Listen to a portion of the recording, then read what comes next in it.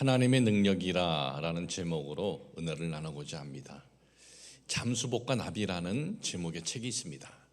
이 책이 발간되었을 때 열흘 만에 프랑스 출판사상 유례없는 베스트셀러 기록을 남겼습니다. 저자는 장 도미니크 보비라는 프랑스의 세계적인 여성 잡지 엘르의 편집장이었던 사람입니다. 세계적으로 손꼽히는 최고 여성 패션지의 편집장으로서 그의 손에는 부가 쥐어졌고 명예가 쥐어졌습니다. 성공한 사회의 저명 인사였습니다. 그런데 그가 39살 나이에 뇌졸중으로 갑자기 쓰러집니다. 그 후로부터는 그는 더 이상 말을 할 수도 없고 혼자심으로 먹을 수도 없습니다. 그 어떤 일도 혼자심으로 할 수 없게 되었습니다. 전신은 마비되었습니다. 유일하게 살아있는 신경은 왼쪽 눈꺼풀 뿐이었습니다. 하루아침에 식물인간으로 변한 그의 모습에 가족들은 물론이고 친구들, 그의 동료들까지도 충격이었습니다. 어느 날 이 보비와 친분이 있던 출판사 사장이 병문안 차 왔는데 출판사 사장은 보비의 왼쪽 눈 신경이 살아있는 것을 알게 됩니다. 출판사 사장은 왼쪽 이 눈 깜빡거리는 횟수로 프랑스어의 각 알파벳을 정해서 책을 써보는 것이 어떻겠느냐 제의를 합니다. 보비는 그 제안을 받아들입니다. 그리고 자신의 그 슬픈 마음을 글로 전하고 가족들에 대한 사랑을 글로 전하고자 글을 쓰기 시작을 합니다. 유일하게 움직일 수 있는 왼쪽 눈은 책을 쓰기 위해서 쉬지 않고 깜빡깜빡거려야 했습니다.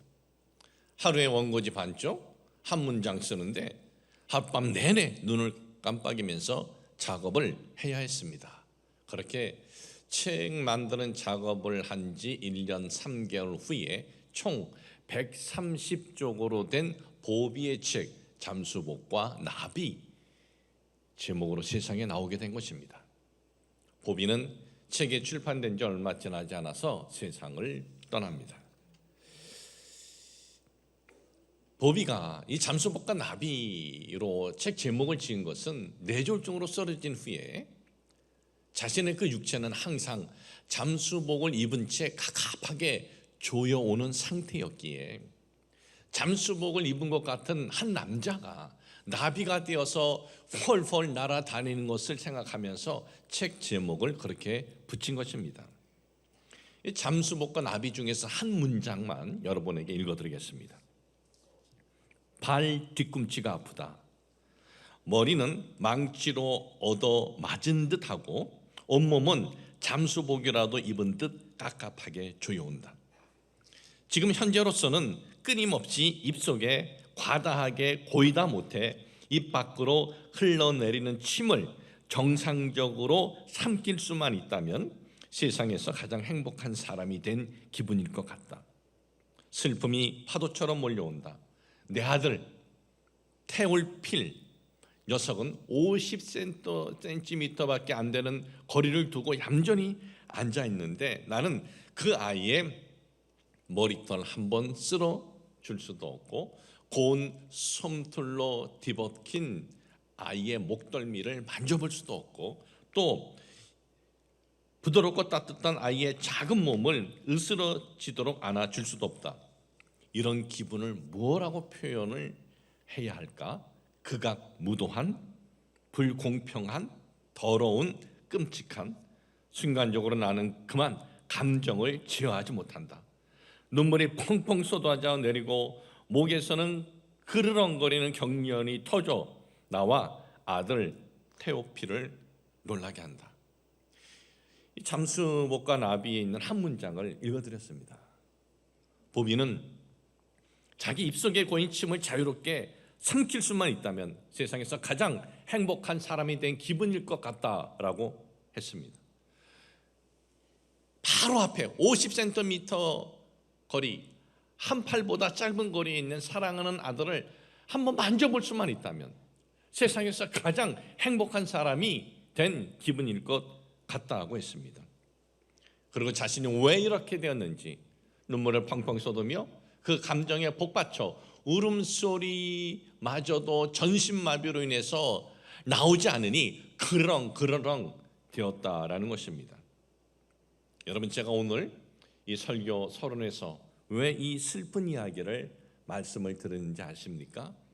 여러분, 우리가 인생을 살아갈 때 우리들 중에 그 누구도, 아니 이 세상에 있는 모든 사람들 그 누구도 이 보비처럼 삶에 이런 일을 만나기를 원하는 사람은 아무도 없어요. 부와 명예를 손에 쥔들, 사회에 조명한 인사가 되었던들, 제 자신의 삶에 이런 일을 만나면 그 큰 성공과 부가 그것이 무슨 소용이 있겠습니까? 아무것도 손에 쥔 것이 없어도 삶에 이런 일만은 만나지 않기를 모두가 바랄 것입니다. 그런데 예수님은 어떻습니까?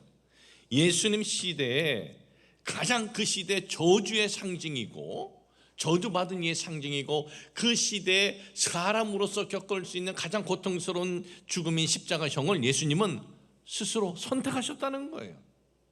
여러분, 예수님은 얼마든지 예수님을 고발한 유대 지도자들과 타협을 하거나 유대 지도자들의 뜻을 적당히 따라주면 훌륭한 종교인으로서 군중들에게 인정을 받고 존경을 받고 한평생 평안히 살 수 있었습니다. 그런데 예수님은 스스로 그 시대 저주의 상징이고 그 시대 가장 고통스러운 십자가형을 스스로 선택을 하셨다는 겁니다. 여러분, 십자가형이 어떤 고통이 있느냐, 제가 그걸 찾아봤습니다. 먼저 양팔을 뻗친 상태에서 가로 들보에다가 뾰족한 그 굵은 대못을 사용해서 손목에 박습니다. 이 손목에 박아야 단단하게 고정되기 때문입니다. 손바닥에 못이 박히면 몸무게 때문에 십자가가 세워졌을 때 손바닥이 찢겨 나갈 수 있습니다. 그래서 손목에 못을 박습니다. 그러면 이 손목에 대못이 받쳤을 때의 고통은 어떠냐? 그 고통은 사람이 이겨내기에 불가능한 고통이라고 합니다. 그 어떤 말로서도 표현할 수 없는 그러한 고통이다라고 합니다. 여러분, 우리 손목에는 고통을 주는 신경이 있다고 합니다. 그 신경은 조금만 스쳐도 온몸에 전기가 지릿 오는 것 같은 고통이 있다고 합니다.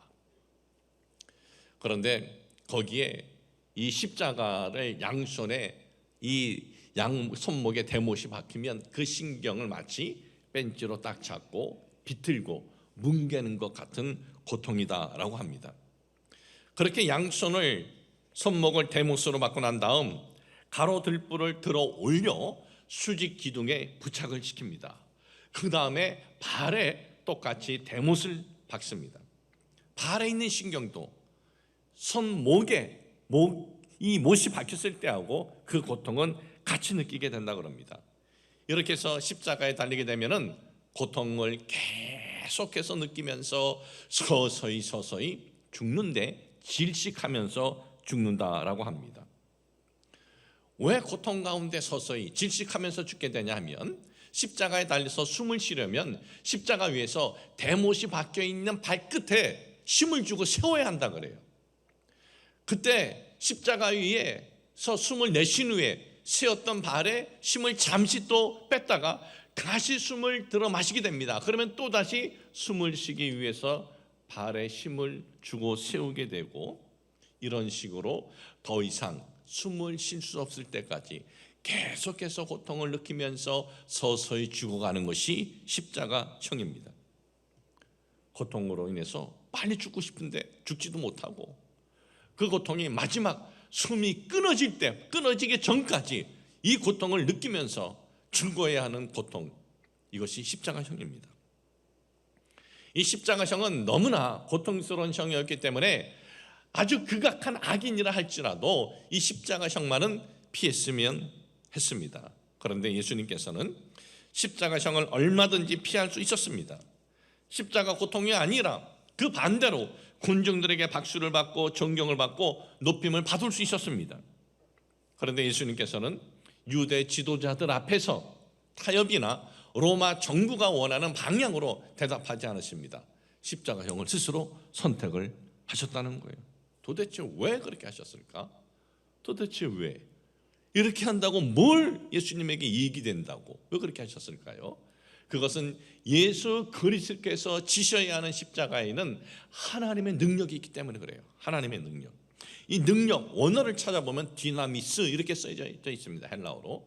이것은 신체적, 그리고 영적, 그리고 지적 능력을 포함한 총체적 능력을 가리키는 단어입니다.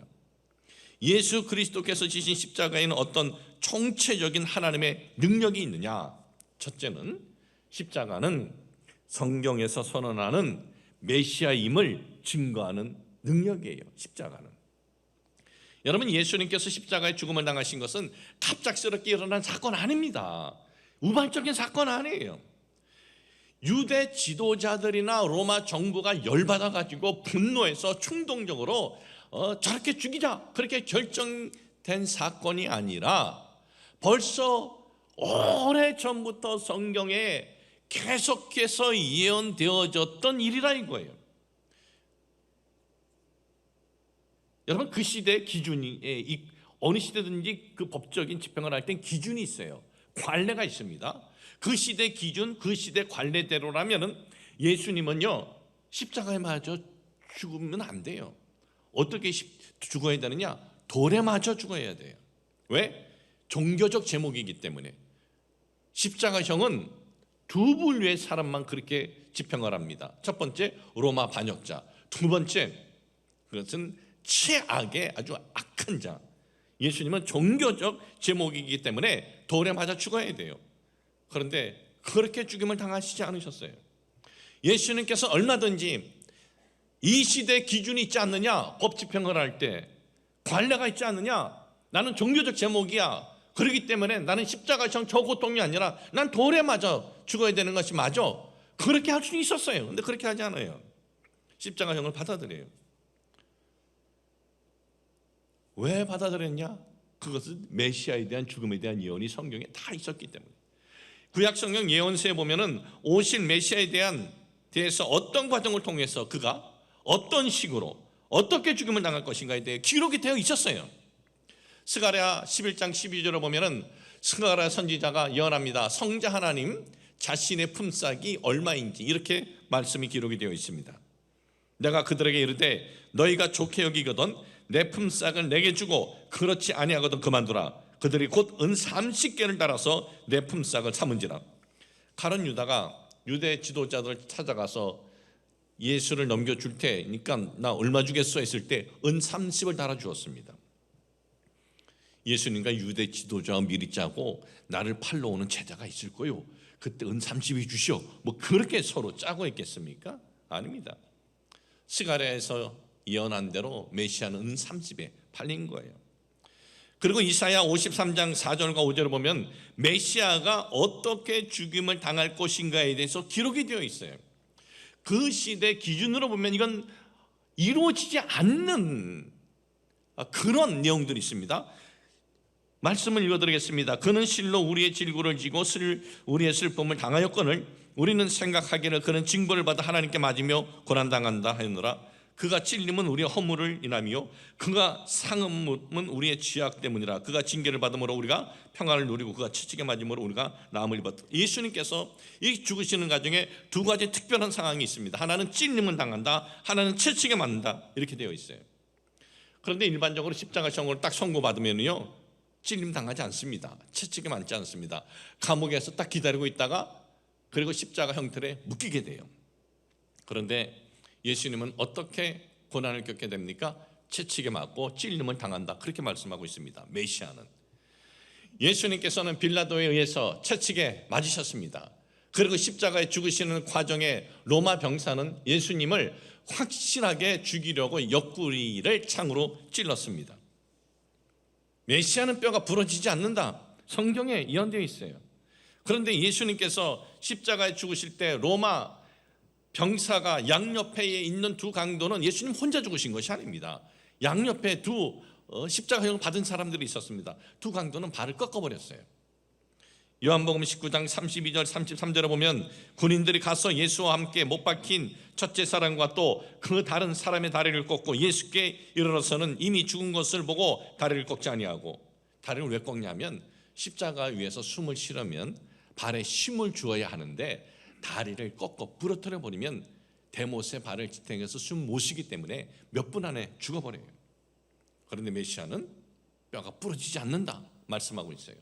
시편 34편 20절에도 그의 모든 뼈는 보호하시며 그 중에서 하나도 꺾이지 아니하도다. 로마 병사는 예수님의 뼈를 꺾지 않았어요. 왜? 예수님 옆구리 창으로 찔러서 폐에서 물과 피가 나오는 것을 보고 이미 죽었다는 것을 확인하고는 예수님의 뼈를 성경대로 부러뜨리지 않았던 것입니다. 또한 시편 22편 18절에 보면 이런 예언이 되어 있어요. 내 겉옷을 나누며 속옷을 제비 뽑았나이다. 인류의 대속제물이 되실 메시아의 옷을 가지고 제비를 뽑아서 나눠 가진다는 거예요. 여러분, 이게 오늘 이 시대도 말이 안 되지만 그 시대에도 말이 안 되는 거예요. 오늘 이 시대에 누구 죽은 사람 옷이 있는데 가져가라 입어라 그러면 있겠어요? 뭐 시 메이커니까 뭐 잘 빨아서 뭐 입어보겠다고 할지 모르겠지만은 그 시대는요, 최악의 죄인이 죽는 십자가 형의 이 옷, 이 겉옷, 이걸 누가 이거를 가진단 말입니까? 이걸 그냥 다 찢어가지고 불에 태워 버리지. 근데 십자가에 예수님을 매달은 로마 병자 군인들은 예수님의 옷을 가지고 제비를 뽑아 나눠 가집니다. 그 내용이 요한복음 19장 24절에 기록이 되어 있습니다. 군인들이 서로 말하되 이것을 찢지 말고, 이 찢는 것이 이게 그나기 관례예요. 찢지 말고 누가 없나 제비 뽑자 하니 이는 성경에 그들이 내 옷을 나누고 내 옷을 제비 뽑나이다 한 것을 응하게 하려 함이로라. 이처럼 예수님께서 십자가의 죽임을 당하신 것은 갑작스럽게 일어난 사건이 아닙니다. 오실 메시아에 대해서 성경에서 예언한 대로 십자가에서 죽으심을 당하신 거예요. 예수 그리스도가 인류를 대속하기 위해서 이 땅에 오신 메시아다 그러면 이것은 무엇을 뜻하느냐? 예수님께서 이 땅에 오셔서 선포하신 말씀들이 있습니다. 나로 말미암아 아버지께로 간다. 죄사함을 받는다는 거예요.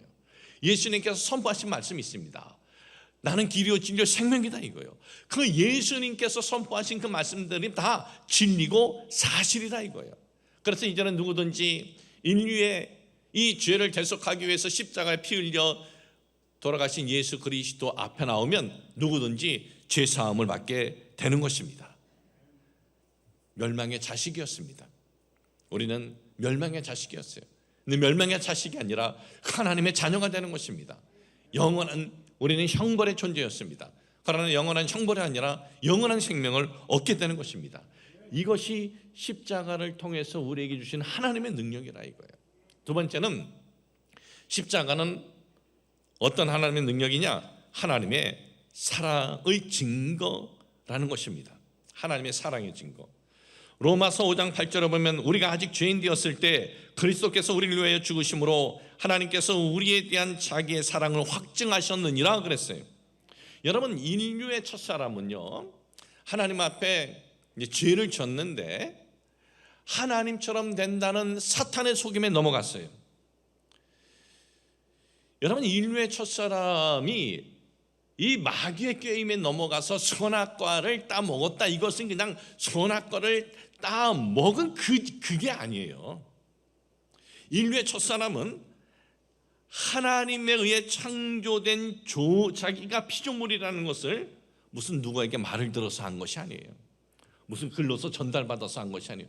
자기는 눈으로 확인된 거예요. 직접 하나님을 목격했고 직접 창조주의 음성을 들은 사람들이에요. 그런데도 마귀처럼 너희들이 그 자리에 설 수 있어 하나님처럼 된다 그러니까 피조물이 하나님처럼 되려고 그 선악과를 먹으면 이거 먹으면 하나님처럼 돼. 그래서 따먹은 거예요. 이들이 지은 죄는 그냥 선악과 하나 따먹다 이것이 아니에요. 하나님 자리를 자기네들이 차지하라고 했던 거예요. 이런 죄를 지은 거예요. 자, 그러면 아담 이후 인류는 어떻습니까? 우린 지금 하나님께서 창조하신 지구에서 살고 있습니다. 하나님께서 주신 그 거저 주신 해와 물과 공기 속에 살아가고 있으면서 또 하나님께서 주신 땅에서 열매를 얻고 곡식을 얻으며 살고 있으면서 우리는 하나님 없다라는 생각 가운데, 죄 가운데 살아가고 있는 거예요. 그래서 아담 이후에 전 인류는 부패하고 타락한 그 피가 흐른다는 게 바로 이것이 증거예요. 부패하고 타락한 사람은 그 누구도 자신의 의로는 이 죄에 사함받을 수 없어요. 그 누구도.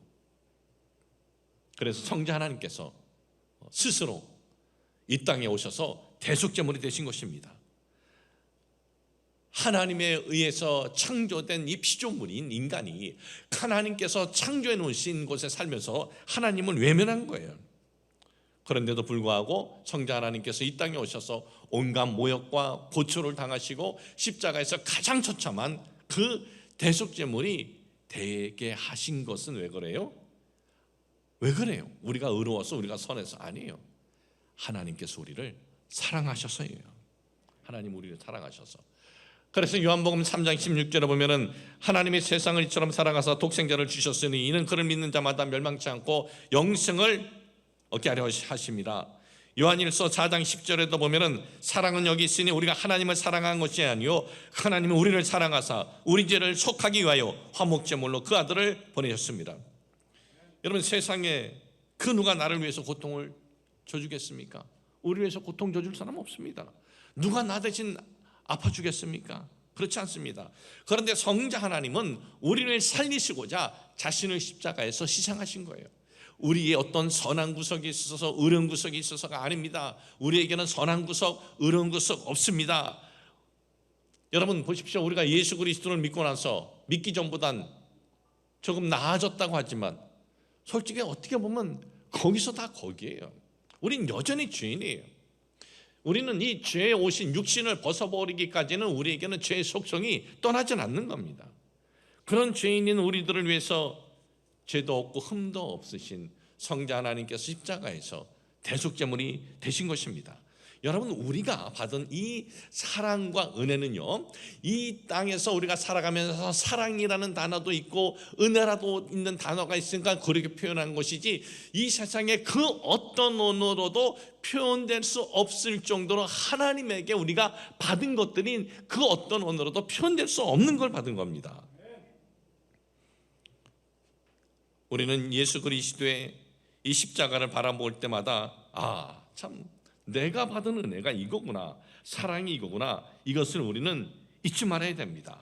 그런데 우리는 어떻습니까? 어떤 기도 제목이 응답이 됐거나 우리의 소원이나 우리의 바람이 이루어졌을 때 하나님께서 나를 사랑하시는구나 그렇게 생각을 하는데, 그 어떤 제목이나 응답이나 그 어떤 소원이 이루어지는 것하고 비교할 수 없는 것이 바로 십자가 사랑이다라는 것입니다. 기독교에서 말씀하고 있는 것은 뭡니까? 하나님이 먼저 우리를 위해서 자신의 모든 것을 주셨다는 거예요. 그리고 우리에게 바라는 것은 단 하나예요.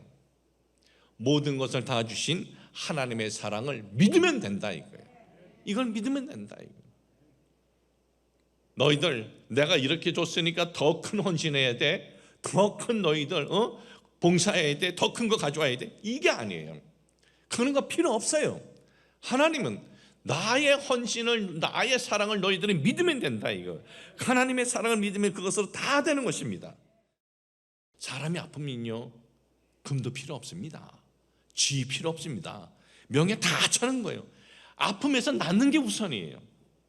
그런데 우리는 죄로 인해서 영원한 고통을 피할 수 없는 사람들이었어요. 우리는 guilty예요. guilty. 유죄이에요. 유죄. 그런데 하나님께서는 우리를 사랑하셔서 독생자 예수 그리스도를 이 땅에 보내시고 가장 고통스럽게 십자가에서 대속제물이 되게 하셨습니다. 그 하나님의 사랑으로, 그 은혜로 우리가 영원한 고통에서 나온 거예요. 이 하나님의 사랑, 이 하나님의 은혜는 그 어떤 금으로도, 그 어떤 명예로도, 그 어떤 지위로도 이건 바꿀 수도 없고 비교할 수 없는 거예요. 우리가 받은 하나님의 사랑, 은혜, 이거 다시 여러분 붙잡고 감사하며 나아가시는 우리 모두 되기를 주님의 이름으로 축복을 합니다.